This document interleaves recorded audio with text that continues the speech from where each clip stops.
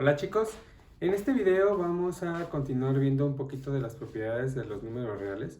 Ya habíamos quedado en el axioma del supremo, habíamos hecho algunos ejemplos, vimos incluso una demostración, vimos las tres propiedades de la propiedad arquimediana. El día de hoy vamos a ver una propiedad acerca de los números reales, ¿de acuerdo? La propiedad que vamos a ver el día de hoy, bueno, una de las propiedades, bueno, vamos a ver dos cosas básicamente. La primera parte que vamos a ver es con respecto a algunos tipos de reales que ustedes probablemente ya lo conocen y seguramente se los dijeron, que los clasifica. Ya saben que hay números naturales, números enteros, números racionales, los racionales que son una forma de m entre n, o sea, una fracción, vaya, o puntos decimales periódicos o que terminen en algún momento. Y también los números irracionales. Y aunque muchas veces nos han dicho que hay muchos irracionales, incluso nos hayan dado ejemplos, por ejemplo de pi, que nos dijeron en algún momento posiblemente que era un número irracional, existen otros ejemplos de números irracionales. Lo que vamos a ver en la primera parte del video es mostrar que uno de esos números que siempre nos dijeron que era un número irracional, efectivamente lo es, y se trata sobre el número que es la raíz de 2. En la segunda parte del video daremos las definiciones de intervalos porque ya vamos a pasar a la parte del bloque que nos corresponde a lo que se conoce como sucesiones para poder dar un pequeño acercamiento a los límites. ¿De acuerdo? Entonces, primero vamos a dar, bueno, eso es básicamente las dos cosas que quería ver y pues bueno, espero que me alcance para este video.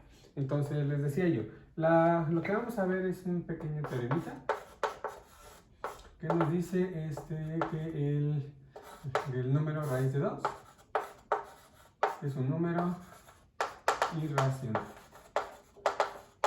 ¿De acuerdo?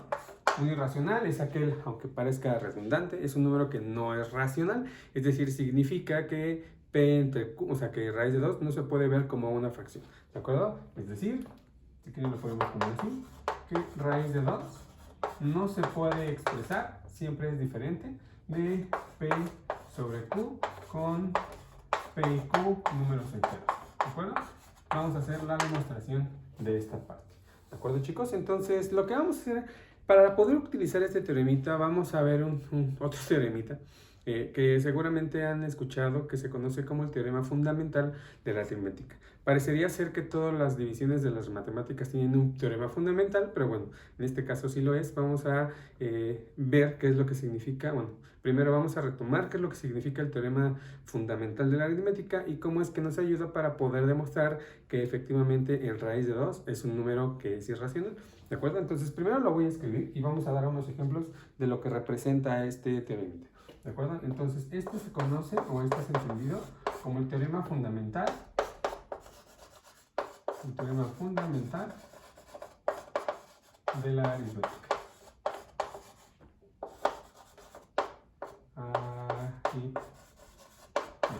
¿De acuerdo? Y este teorema dice lo siguiente.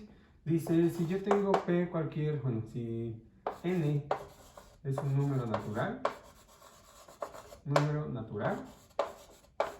aunque obviamente se pueden agregar la categoría de entero, también se puede incluir, nos dice que n se puede escribir como una potencia de primos, ¿de acuerdo? Se puede poner como p1, p2, bla, bla, bla, hasta p sub n, donde cada uno de estos primos tiene su respectiva potencia. ¿De acuerdo, muchachos? Por ejemplo, digamos, no sé, sí. Entonces, n donde cada p sub i, o sea, cada uno de estos es un primo. Y además, bueno, los alfa i's son números naturales, y únicos.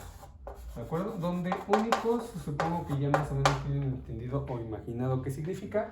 Único significa que no hay otra manera en que yo pueda escribir a un número natural que no sea ocupando los primos que lo dividen. ¿De acuerdo? Entonces, por ejemplo, o sea, una parte de complementando a este teoremita, podríamos poner como ejemplo, digamos, no sé, el 20. El número 20 nosotros sabemos que se puede escribir como 2 elevado al cuadrado, que es 4, por 5 elevado al cuadrado. Y el teorema fundamental de la aritmética lo que me dice es que no hay otra manera en que yo pueda escribir el 20 como una multiplicación de primos en donde estos exponentes sean diferentes. ¿De acuerdo? O sea, es la única manera en cómo puedo yo escribir el 20 como descomposición de primos distintos. ¿De acuerdo? Entonces, por ejemplo, lo que nos diría también, no sé, digamos el 72. El 72, perdón, se puede escribir como 2 al cubo por 3 al cuadrado.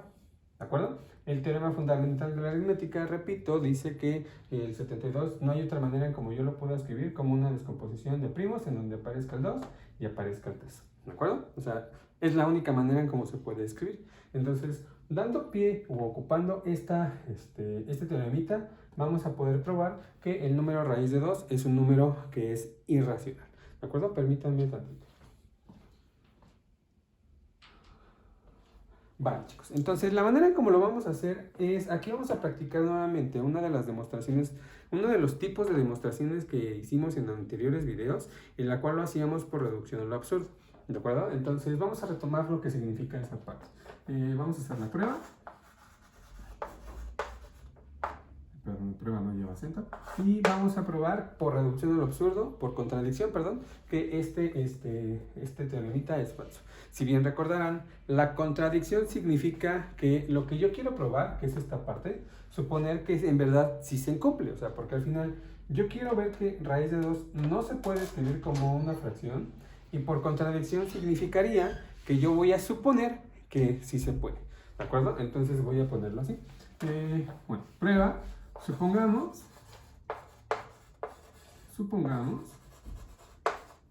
que el número raíz de 2 sí se puede escribir como una fracción de P sobre Q con P y Q números enteros. ¿De acuerdo? Aquí lo que hay que tomar en cuenta es que cuando yo escribo una fracción, hay que ver o hay que pedirle que esta fracción sea lo más que esté reducida. ¿De acuerdo? Porque al final, cuando yo trabajo fracciones, lo hago de manera reducida y siempre se los han dicho seguramente en todos los años pasados, que cuando ustedes hagan una fracción, la reduzcan lo más posible. Entonces, hay que suponer que hay que dar por hecho, vaya, que esta fracción ya está lo más reducida posible. ¿De acuerdo? Es decir, con P y Q que no tengan divisores en común.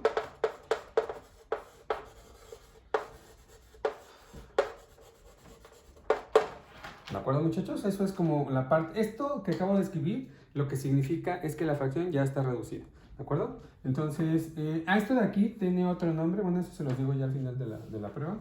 Entonces, voy a suponer que esto pasa y que estas dos, que esta fracción es lo más reducida posible. Esta parte, tómenla muy en cuenta porque será importante para un futuro. No tienen divisores en común. ¿De acuerdo? Entonces, bueno, estamos dando por hecho que la raíz de 2 se puede escribir como una fracción, que es igual a P sobre Q. Si esto sucediera, entonces, si yo elevo al cuadrado la parte izquierda, pues tendría que coincidir con el cuadrado de la parte derecha. ¿De acuerdo? Esto significa, es decir, lo que tendríamos aquí es que 2, que es el raíz de 2 al cuadrado, nos queda como P al cuadrado sobre Q al cuadrado. ¿De acuerdo, muchachos? Entonces, hasta ahí espero que vayamos bien. Vale, el hecho de que nosotros supongamos esto implica, por lo tanto, esto implica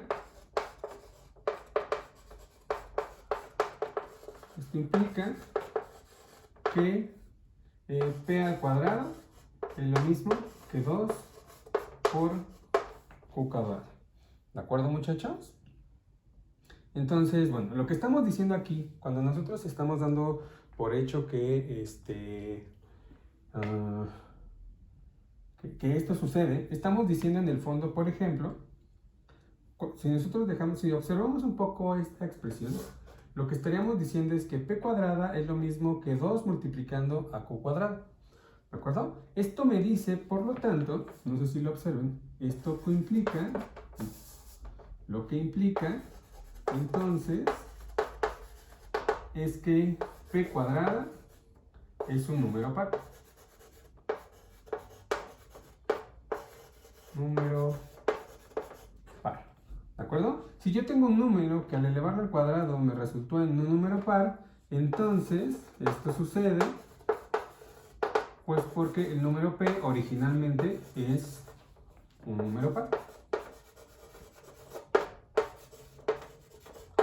¿De acuerdo, chicos? Esta es una proposición bastante sencilla, incluso yo creo que se la voy a pedir a Roger que la vean con él, pero bueno, de momento créanmela, ¿de acuerdo? Entonces, esta parte me llevaba, como aquí hay un 2, significa que p cuadrada es un par, y si p cuadrada es un par, entonces el número original también debe de ser un par, ¿de acuerdo?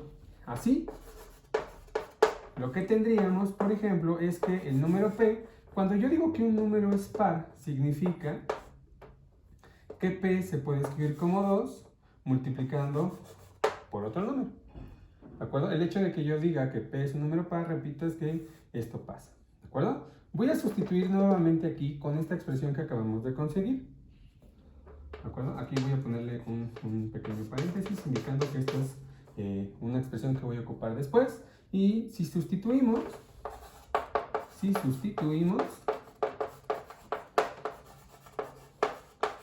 en gato, que es esta parte, entonces lo que tendríamos es que 2m al cuadrado es lo mismo que 2 por q al cuadrado. Haciendo un poquito de cuentitas aquí, lo que nos implica entonces esto es que 4 por m al cuadrado es igual a 2 por q al cuadrado.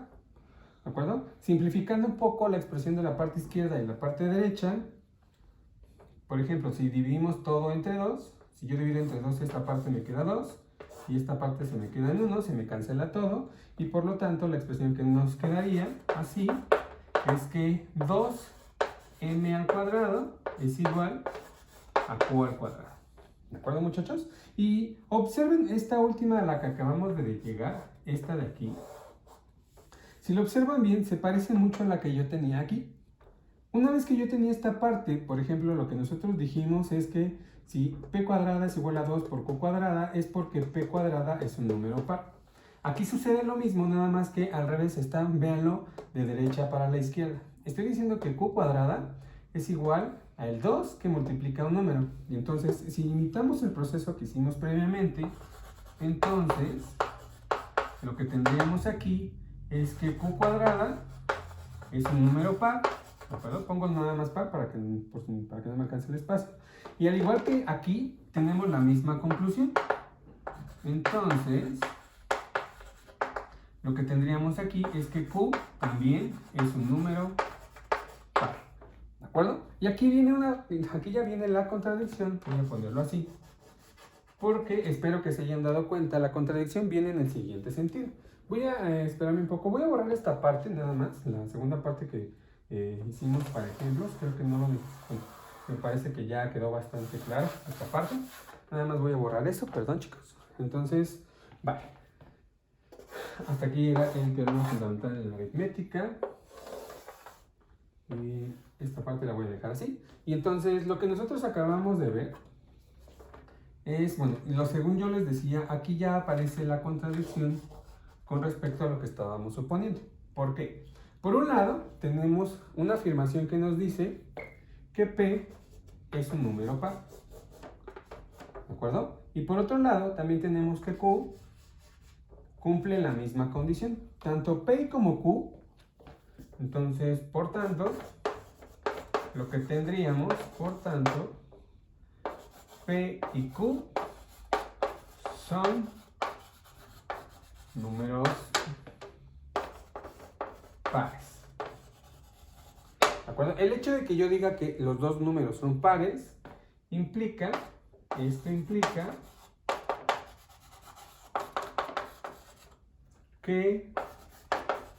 el 2 divide a P y a Q. ¿De acuerdo? Lo cual no puede ser porque, retomando lo que les dije yo al principio de la demostración, esta parte que era importante, P y Q no tenían divisores en común. Después de que hicimos todo este proceso, llegamos a la conclusión de que el número 2 es un divisor tanto de P y tanto de Q. Esto contradice justamente lo que teníamos desde un inicio. Y entonces esa es la contradicción y por lo tanto toda la construcción y toda esta demostración que hicimos es falsa, es decir, se vino abajo.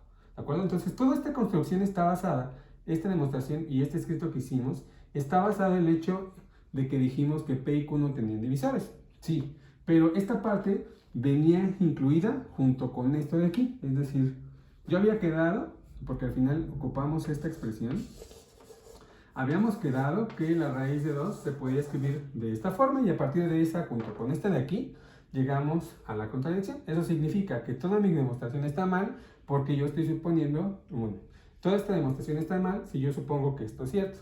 Por tanto, así concluimos que raíz de 2 no puede ser escrito como una fracción de P sobre Q. ¿De acuerdo? Con P y Q,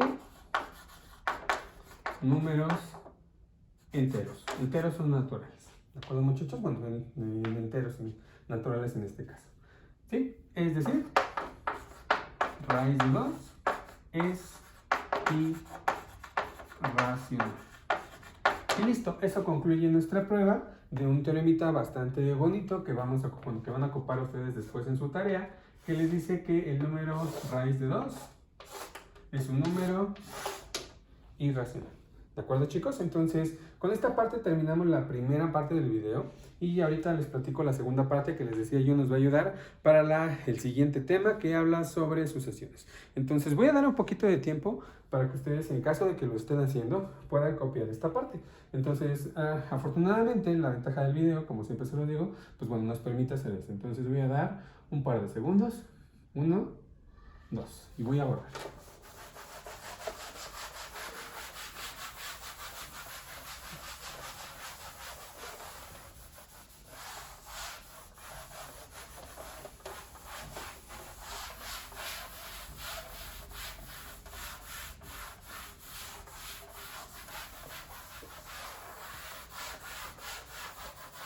Ok, chicos, entonces espero que haya quedado lo más claro posible. Y pues bueno, ahorita estoy haciendo un poquito de tiempo en lo que se seca el pizarrón. Espero que haya quedado lo más claro posible. Recuerden, siempre tienen la opción de los comentarios. Cualquier cosa que ustedes crean que le hizo falta de aquí, tienen la fortuna de que el video lo pueden repetir tantas veces ustedes crean conveniente. Si piensan que pueden hacerlo ustedes, repítanlo, imiten por favor la demostración, es algo que les voy a recomendar encarecidamente porque a mí me funcionó. Y pues bueno, ahí está la demostración de que raíz de 2 es un número irracional. La demostración de que el teorema fundamental de la aritmética, pues bueno, ese se puede encontrar en cualquier... bueno, no en cualquier, sí, en cualquier libro de teoría de números o incluso en la misma red o en un video de YouTube, seguramente se lo encuentran sin ningún problema. La demostración tampoco es tan complicada, ¿de acuerdo? Yo no lo hago porque no es parte fundamental, sustancial de este curso y sin embargo lo ocupo porque nos permite dar unas pequeñas propiedades acerca del número que es el raíz de 2, ¿de acuerdo? Que es un número irracional. Esta segunda parte ya corresponde, quizás ya la podría incluir dentro de sucesiones, pero bueno, la quiero dejar entre ambos, entre uno y otro, porque se maneja tanto desigualdades y también la vamos a manejar dentro del bloque. Entonces me parece que es un punto de partida, un buen punto de inicio de un tema y concluir el tema de la parte de desigualdades, ¿de acuerdo? Entonces vamos a definir lo que son los intervalos. Seguramente ustedes han trabajado ya con intervalos, muy probablemente saben lo que es un intervalo, pero bueno, yo lo voy a definir formalmente y vamos a ver todos los tipos de intervalos que existen, ¿de acuerdo? Entonces, definición. La definición dice lo siguiente.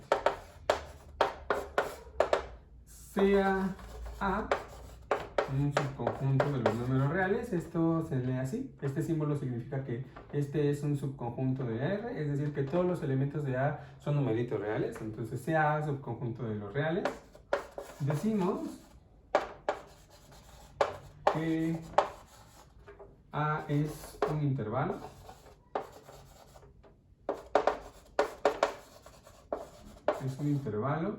si sucede que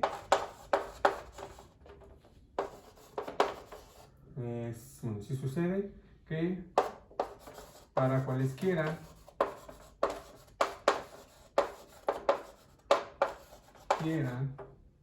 A y B en A, todos los elementos X tales que este elemento X esté mayor o igual que A, o sea, menor o igual que B, pertenecen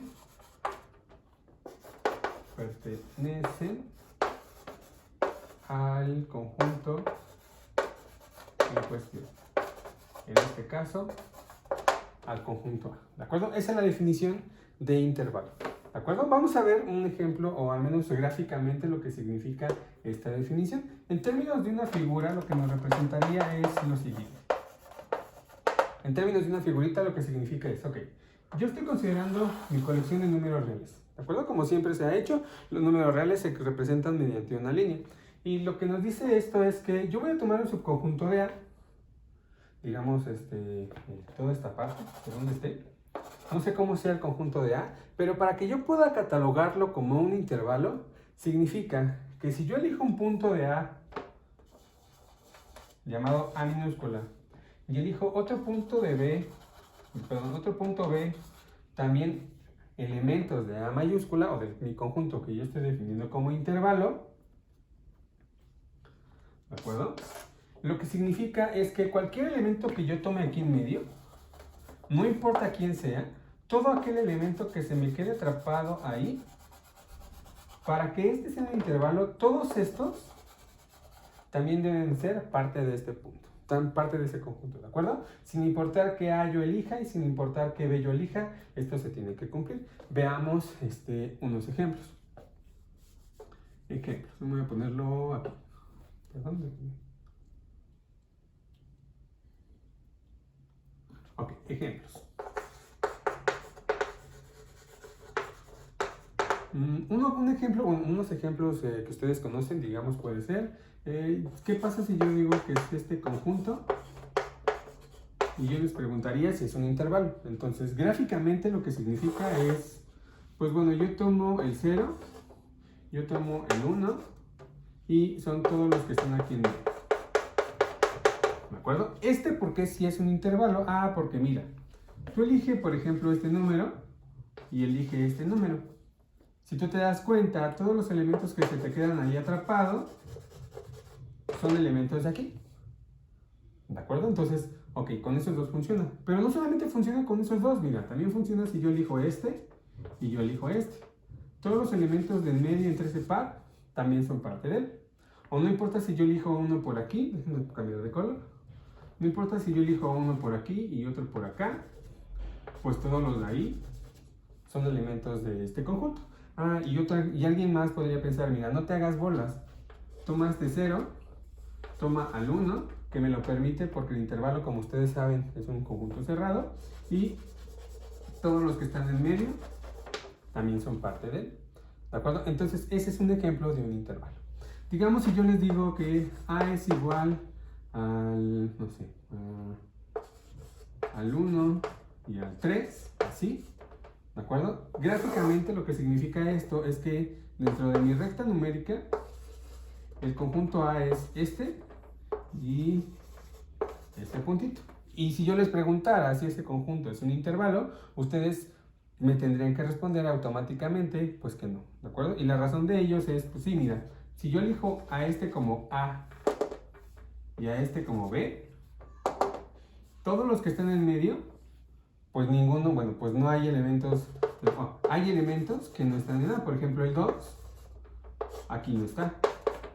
El 2.5 tampoco está. Y entonces, con al menos uno que haya que se me escape, que no pertenezca a todo lo que atrapen dos elementos, ya hace que este conjunto pueda yo decir que no es un intervalo. ¿De acuerdo, muchachos? Entonces, pues bueno, esa es la razón por la que ese sería un argumento para poder concluir que este no es un intervalo. Y ahí tenemos un par de ejemplos. ¿De acuerdo? Ya para terminar un poquito este video, me gustaría que platicarles acerca de los 9 tipos de intervalos que hay. Entonces voy a borrar esta parte para platicarles cuáles son. Entonces permítanme un momento, voy a dar un par de segundos. Y nada más para terminar esta parte. Vale, rapidísimo, yo creo que no es necesario dejar que se seque. Vamos a platicar acerca de los 9 tipos de intervalos.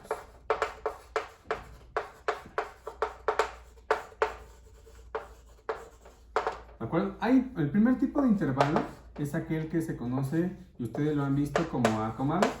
¿De acuerdo? Estos son todos los números reales, tales que el número X es estrictamente mayor que A, y es el que se representaba con el paréntesis, y es el menor que B, que es el que se representa con el paréntesis. El segundo tipo de intervalo es aquel en donde tengo A, y aquí B, que es en donde aparecen las X, que están en los reales, de tal manera que el número es estrictamente mayor que A y menor o igual que B. ¿De acuerdo? El hecho de que yo coloque aquí, un corchete, pues significa que le doy la posibilidad de que se lo incluya. Esto ya se lo saben, incluso, o sea, ya se los han dicho desde matemáticas, desde prepa. Bueno, ahí tengo uno. De forma similar, se podría definir a este intervalo, ¿de acuerdo? Que serían aquellos puntos en los reales para los cuales X es mayor o igual que A y menor que B. También están considerados aquellos intervalos en los cuales se manejan así, que son aquellos intervalos con aquellos números en los reales, de tal manera que las X son mayores o incluso iguales a A, o que son menores o incluso iguales a B. ¿De acuerdo? Ya tengo 4. Y yo les decía que había 9 tipos de intervalos. El quinto tipo de intervalo pues sería aquel que se tiene de esta forma, en la cual se pondría aquellos números en los reales, ¿de acuerdo? Aparece el símbolo de infinito, que son aquellos valores X que son mayores al valor real, ¿de acuerdo? El hecho de que aparezca el extremo infinito significa que yo no tengo límite, que puedo seguir tomando todos aquellos siempre y cuando sean mayores a este numerito. Siempre son mayores a este y menores que este. Entonces aquí estaría diciendo que son menores a infinito, que es justamente esta expresión. Los otros que se definen de forma similar, ya no lo voy a hacer, serían el intervalo desde A hasta infinito. Pueden ser el intervalo que va desde menos infinito y que sean menores a cierto número, o puede ser aquellos en los cuales aparezca que sea de menos infinito hasta el número completo, ¿de acuerdo? Y todos se definen, estos se definen de forma similar.